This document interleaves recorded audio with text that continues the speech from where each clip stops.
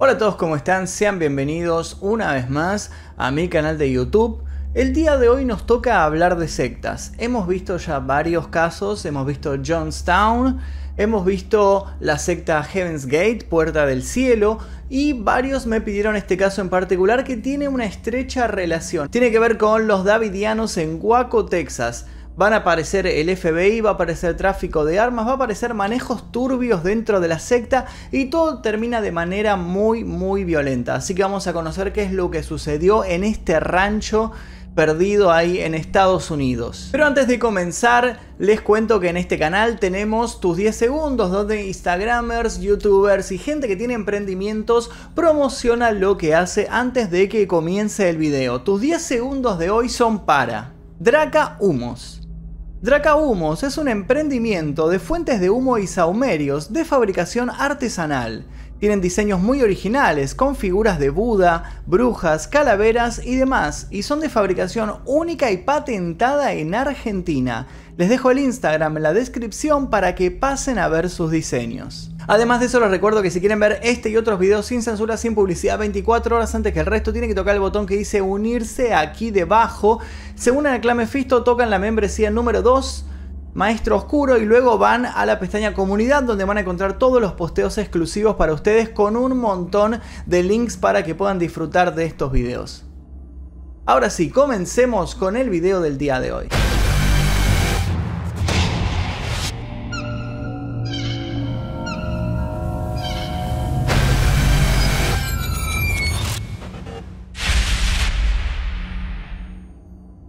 Hace 25 años sucedió un hecho que mantuvo en vilo a Estados Unidos y a todo el mundo en general durante 51 días. El FBI rodeó el rancho de la secta de los Davidianos debido a una denuncia por tráfico de armas, que concluyó en un tiroteo y en un trágico final. Antes de comenzar a hablar de los Davidianos, tengo que contarles que en Estados Unidos funcionan más de 1500 movimientos religiosos. Los Davidianos en particular son un grupo disidente de la Iglesia Adventista del Séptimo Día. En 1929, un inmigrante búlgaro llamado Viktor Jutev, que se había bautizado en el año 1919 en esta iglesia adventista del Séptimo Día en el sur de California, afirmó que tenía un nuevo mensaje para todos. Presentó este punto de vista en un libro que escribió que se llama La Vara del Pastor, los 144.000, una llamada para la reforma. Los líderes adventistas, por supuesto, cuando se enteraron de este libro que él había sacado, de su punto de vista, lo rechazaron enseguida por ser contrario a las enseñanzas básicas de sus creencias. En noviembre de 1930, Viktor Jutev y todos sus seguidores fueron expulsados de la iglesia adventista y crearon otro grupo ajeno a esta organización. En 1935, Jutev estableció un rancho en donde fundó su secta, situado en Waco, Texas, y en ese momento su grupo se hizo conocido como La Vara del Pastor, como se llamaba su propio libro. En 1942 renombró a su secta como los Davidianos, indicando que creía en la restauración del reino de David, del rey David en Israel. Después de la muerte de Viktor Jutev en 1955, una parte de su secta muy fiel a sus creencias continuó obedeciendo a su mujer llamada Florence. Convencida del apocalipsis inminente que estaba a punto de llegar, Florence Jutev reunió a cientos de seguidores en el Mount Carmel Center en el año 1959. Todos se juntaron ahí porque estaban convencidos de que estaba por terminar el mundo. Después de que nada sucediera, el grupo se empezó a dividir. Varios continuaron fieles a las creencias de Florence Jutev y otros se rebelaron para crear una nueva facción de la secta. Uno de estos rebeldes fue Benjamin Roden, quien se separó y creó el grupo Davidianos de la Rama y estableció su secta ahí en Mount Carmel, también conocido como Monte Carmelo. Cuando Benjamin Roden falleció en 1978, fue sucedido en el mando por su esposa Louise Roden. Después de la muerte de Louise Roden, la autoridad pasó a su hijo, George Roden. Y aquí es donde aparece un personaje que va a ser clave para esta historia. Estoy hablando de Vernon Howell, quien se rebeló contra George y logró crear así su propia facción de la secta. Les conté toda esta historia para que entiendan de dónde provenían los davidianos y cómo se fueron dividiendo por diferencias en las profecías, en lo que cada uno creía. La llegada de este personaje llamado Vernon Howell a la secta sucedió en el año 1981 y primero fue bien vista por todos. Apenas llegó, Howell tuvo una aventura amorosa con Louise Roden, esta señora que por ese entonces tenía aproximadamente 60 años, él tenía 20 años, ella estaba viuda, su marido había muerto y le había heredado el poder de manejar a toda esta secta, y él decidió entrar a esta congregación, obviamente como amante de la jefa. La excusa de Howell para acercarse a esta mujer es que la convenció de que él había tenido algo así como una profecía y que le dijo que juntos iban a engendrar a un bebé que iba a ser el elegido, iba a ser el nuevo Mesías. Por supuesto, nada de esto sucedió. En realidad, lo que Howell quería era manejar a toda la secta, por eso quería ganarse la simpatía de esta mujer. Lo que sucedió básicamente es que ella falleció y el poder no lo heredó Howell, sino su hijo George Roden. Fue por ese entonces que George Roden y Howell comenzaron a tener conflictos. Howell era bastante manipulador y pronto pudo ganarse la confianza y la fidelidad de la gran mayoría de los seguidores de estos davidianos. Como un intento de recuperar el poder, George retó a Howell a ver quién tenía más poder, a ver si alguno realmente tenía algún tipo de poder divino, y le dijo que resucitara a los muertos, que resucitara a su madre. Howell obviamente en ese momento fue más inteligente que George lo que había hecho era exhumar los restos de su madre, le había puesto ahí en exhibición el cadáver para ver si lograban resucitarla. Entonces Howell, ¿qué hizo? Lo denunció a George Roden por sacar el cadáver de la madre, porque esto es un delito, obviamente uno no puede sacar un cadáver de un cementerio así como sí. Entonces presentó cargos en su contra. La cuestión es que él estaba convencido de que iba a ir preso George por haber hecho esto, pero la policía medio que no le prestó mucha atención, porque como eran loquitos de una secta es como que no se quisieron meter, dejaron que se arreglen ellos mismos, ya que en sí no había sido un delito súper grave, no había habido ningún crimen ni nada por el estilo, entonces dijeron bueno, que se manejen ellos. Entonces, ¿qué hizo Howell? Ya impaciente por obtener el poder de los davidianos, reunió a todos sus fieles, les dio armas a cada uno. Hizo algo así como un golpe de estado, se rebeló contra George y fueron todos armados al rancho, lo apuntaron y le dijeron que se fuera, que estaba totalmente destituido. Esto sucedió el 3 de noviembre de 1987 y una vez que Howell se hizo con el poder y el control del rancho de los davidianos, decidió cambiar su nombre, ya no se llamaba más Howell, ahora se iba a pasar a llamar con el nombre que lo conocería todo el mundo, David Koresh. Este nombre deriva de dos personajes bíblicos, David por el rey David y Koresh es por Ciro el Grande, otro personaje de los grandes nobles y reyes que figuran en la Biblia. Koresh es la traducción hebrea, es la versión hebrea del nombre Ciro. Si revisan alguna Biblia traducida al español lo van a encontrar como Ciro el Grande. Y en hebreo dice Koresh. La cuestión es que este David Koresh llegó a lo alto de la secta y comenzó a hacer uso y abuso de su poder. En 1989 utilizó la excusa de ser este líder espiritual para tomar varias novias espirituales. Él decía que su meta era crear un linaje de grandes gobernantes del mundo, dispersar a sus hijos por todo el planeta para que los davidianos llegaran al poder y así pudieran gobernar a todo el mundo.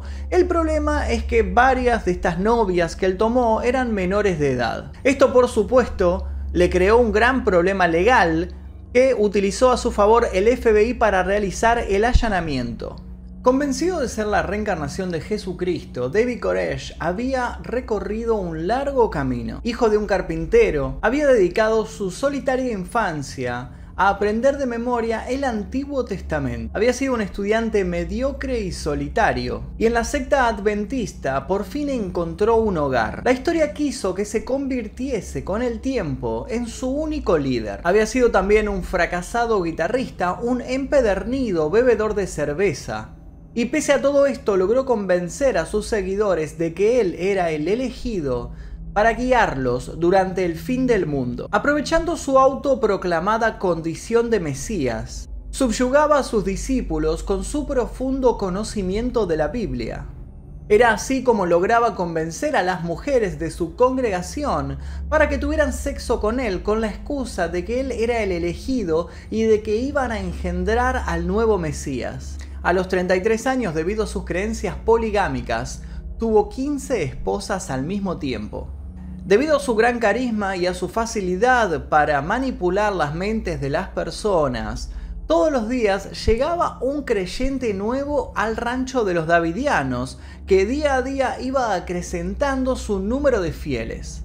Mientras tanto, él, convencido de que se acercaba el fin del mundo, había empezado a comprar armas. Había realizado una compra de armamento de $250.000 para estar prevenidos para la llegada del mal durante el juicio final. La misma estrategia que habían utilizado los líderes de sectas que hemos estudiado también en este canal en casos anteriores, lo mismo. Él había utilizado este dinero no para comprar hectáreas de tierra como había sucedido con Jonestown, sino para comprar armas. Estas armas las guardó en el rancho y les enseñó a sus adeptos a manejarlas. Pero claro que todo lo que sucedía ahí dentro no pasaba desapercibido para la gente de Texas. Un periódico local había publicado una noticia que, según sus propios informes, David Koresh abusaba de niñas menores de edad en su rancho en Monte Carmelo. Este informe además decía que todos vivían como una comunidad dentro de este rancho y que eran una secta pseudo religiosa. De hecho, este mismo medio de comunicación estaba a punto de publicar un informe completo que había logrado conseguir un periodista que se había infiltrado de cierta manera dentro de la secta, pero justo sucedió el asedio y la secta salió a la luz para todo el país. En 1992, las autoridades federales, tras recibir información de que estaban almacenando ametralladoras, decidieron abrir una investigación. Al final de ese mismo año, sospechando que la secta había convertido de manera ilegal armas semiautomáticas en automáticas, lograron confiscar una caja que el correo estaba haciendo llegar a los davidianos. La abrieron y cuando la destaparon encontraron un montón de granadas dentro. Obviamente que sacaron fotografías, redactaron un informe, la caja fue cerrada nuevamente y se las hicieron llegar para que no sospecharan nada. Pero, gracias a haber confiscado esta caja de granadas, lograron una orden de allanamiento para poder presentarse dentro del rancho. En vísperas de la tragedia y en el cual sería su último refugio, David Koresh había reunido junto a él a numerosos adultos, pero también a un gran número de niños. Y unos con otros se decidió armarlos y entrenarlos para convertir este rancho en Monte Carmelo en una fortaleza inexpugnable. El 28 de febrero de 1993, el Departamento de Tabaco, Alcohol y Armas de Fuego organizó una redada en el rancho de los Davidianos. Esta redada obviamente fue con la excusa de que estaban traficando armas de manera ilegal y tuvo el saldo trágico de 4 agentes muertos y 5 davidianos. Los agentes se habían acercado al rancho utilizando camiones camuflados como si fueran camiones de ganado y de alguna manera que no se sabe bien cómo, comenzaron los disparos. No existe un informe sobre quién fue el que disparó primero, si fueron los agentes o fueron los davidianos, ni por qué sucedió el tiroteo. Pero lo cierto es que este tiroteo tuvo una repercusión enseguida y numerosos medios de comunicación se hicieron presentes en el lugar. Fue allí donde se popularizó el título amarillista de El Rancho del Apocalipsis. En vivo y en directo a través de la cadena CNN, David Koresh habló de los 7 sellos del Apocalipsis. Los periodistas obviamente le hacían preguntas sobre la incursión que habían sufrido esa mañana, sobre la presencia de los agentes en su rancho. Además le preguntaban cuántos heridos y cuántos muertos había dentro de su grupo y si pensaba entregarse. Koresh contestó rápidamente a esta serie de preguntas, dijo que él estaba herido, que habían matado a una de sus hijas y que había varios muertos y heridos dentro de su grupo, pero que no pensaban entregarse, y luego siguió desvariando sobre el fin del mundo y las profecías bíblicas. Era claro que él quería aprovechar el tiempo en CNN para citar estos pasajes bíblicos, en especial los del Apocalipsis. Decía que él era el Cordero y que era el elegido para romper los 7 sellos que al abrirlos desatarían el apocalipsis en el mundo. David Koresh decía que los davidianos en ese momento estaban a punto de abrir el 5.º sello. Desafiaba a los líderes religiosos y a los expertos de la Biblia de todo el mundo a viajar hasta Texas y debatir con él. Y en especial decía que los retaba a tratar de igualar su comprensión sobre los sellos del apocalipsis. La conversación con CNN duró 45 minutos. Frente a las cámaras, Koresh citó: "Cuando abrió el 5.º sello, vi debajo del altar las almas de los degollados a causa de la palabra de Dios y del testimonio que mantuvieron. Se pusieron a gritar con fuerte voz: ¿hasta cuándo, Señor, dueño santo y veraz, vas a estar sin hacer justicia y sin tomar venganza por la sangre de los habitantes de la tierra?". Entonces se le dio a cada uno un vestido blanco y se les dijo que esperasen todavía un poco hasta que se completara el número de siervos y de hermanos que deberían morir como ellos. Para ese momento los davidianos se habían fortificado y la policía no logró cercar la zona, por lo que finalmente, tras retirarse, intentaron hacer contacto directo con David Koresh. El FBI tomó el mando de este asalto poco después del ataque inicial y durante los siguientes 51 días. En este tiempo intentaron presionar a los miembros de la secta para que se rindieran. Las túnicas que vestían los davidianos durante los 51 días que duró el asedio serían para el FBI un blanco perfecto para dispararles, y que obviamente cada vez que alguno de ellos recibía un impacto, devolvían la agresión hacia los agentes que estaban apostados entre los árboles, la maleza y entre todo lo que habían armado alrededor del rancho. Durante estos largos días murieron miembros de los federales y también de los davidianos. De vez en cuando se conseguía un alto en el fuego para intentar lograr una mediación que pusiera un alto al conflicto, pero ninguna dio resultado. Los asaltantes no solo utilizaban armas de fuego y gases lacrimógenos, sino que también recurrieron a lo que se llama la guerra sucia. Para lograr esto no dudaron en cortar la luz, el agua y el suministro de alimento, al mismo tiempo que, llegada la noche, potentes reflectores barrían toda la zona, impidiéndoles dormir.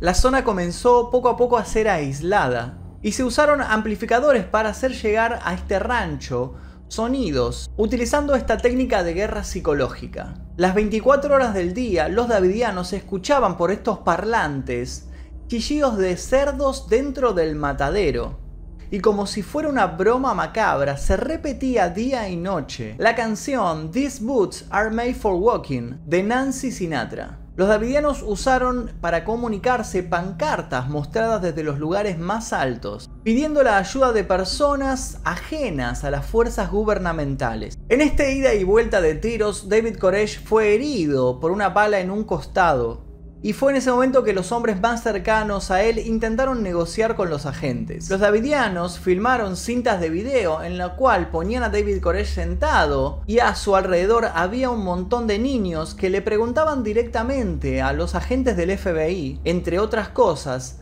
si realmente vendrían a matarlos. Ni la policía ni el FBI estaban listos para luchar contra el entusiasmo religioso de los davidianos. Finalmente decidieron seguir las recomendaciones de los oficiales veteranos del FBI para poder llevar a cabo el asalto. El 19 de abril, la secta de los davidianos se convirtió en pasto para el fuego. David Koresh logró convencer a sus seguidores para que se inmolaran, y 2 agentes del FBI aseguran haber visto a través de las miras de sus armas cómo 2 sectarios desataban un feroz incendio en los alrededores del rancho. "Sentaos y esperad sencillamente hasta ver a Dios", decía David Koresh a sus seguidores mientras las llamas devoraban el rancho. La tragedia se inició a las 5:30 de la mañana, tras la notificación telefónica por parte del FBI a David Koresh del inminente asalto al complejo, exigiendo su rendición inmediata. Media hora después, al no recibir respuesta, se movilizó un tanque M728 hacia el extremo oeste del complejo para penetrar las paredes y arrojar gases lacrimógenos en su interior.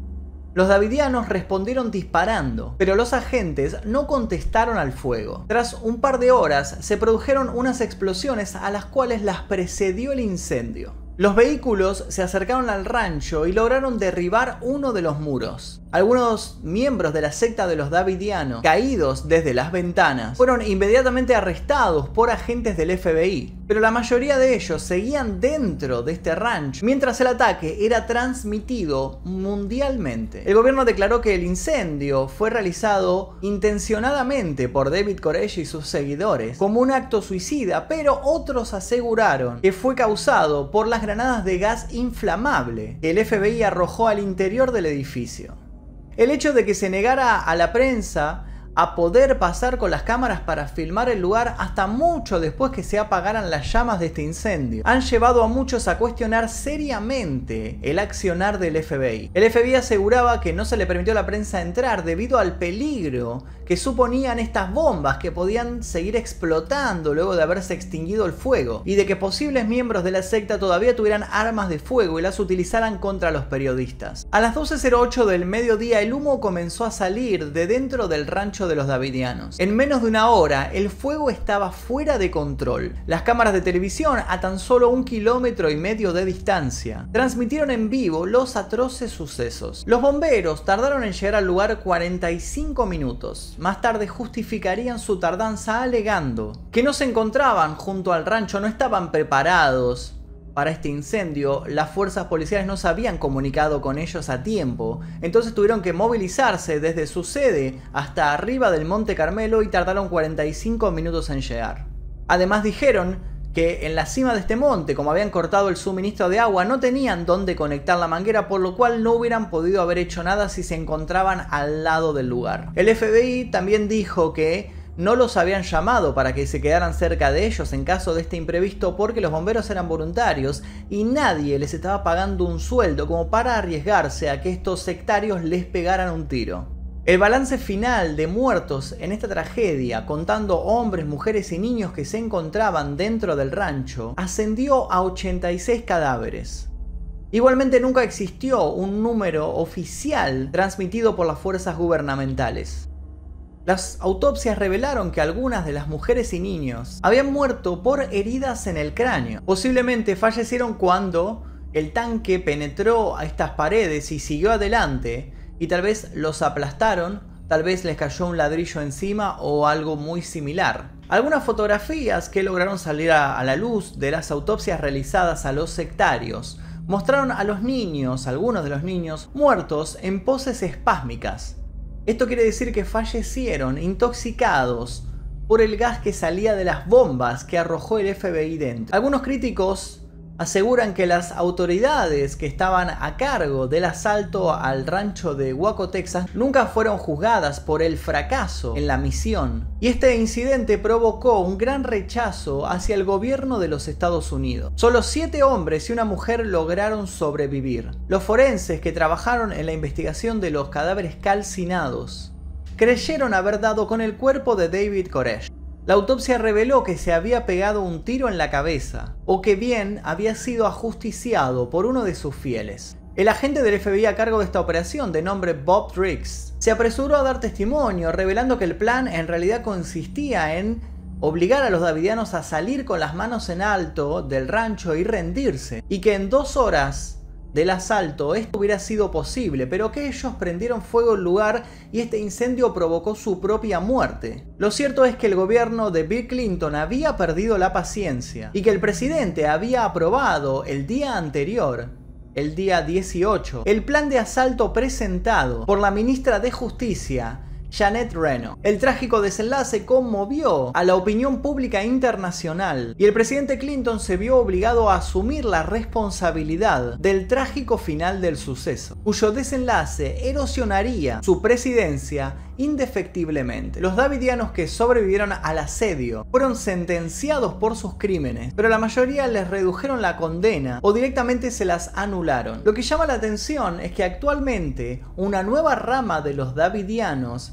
sigue habitando en esa zona y han construido monumentos para conmemorar a las víctimas. Cabe destacar que esta nueva rama davidiana es un movimiento completamente diferente y son independientes del movimiento que había sido fundado por Victor Houteff. El grupo de metal Machine Head, en su primer disco Burn My Eyes, dedicó una canción al suceso. La canción se llama, como no podría ser de otra manera, Davidiano, Davidian, y su letra dice: deja sonar la campana de la libertad con un disparo de escopeta. Su video fue censurado, ya que la matanza de Waco había sido muy reciente y podía herir la sensibilidad de los espectadores. Waco se convertiría en un futuro en un nombre de referencia bastante macabro, una población predestinada a sufrir, teniendo en cuenta los datos de que para 90.000 habitantes había 18 armerías y 200 iglesias. A raíz de los acontecimientos se formó una comisión que investigó esta masacre, pero por sobre todo, Waco, Texas, un campo fértil de sangre. El prólogo para que iniciara la era terrorista, que tendría su primer capítulo con la incursión en aquel escenario de un joven marín que había viajado a Waco durante este asedio.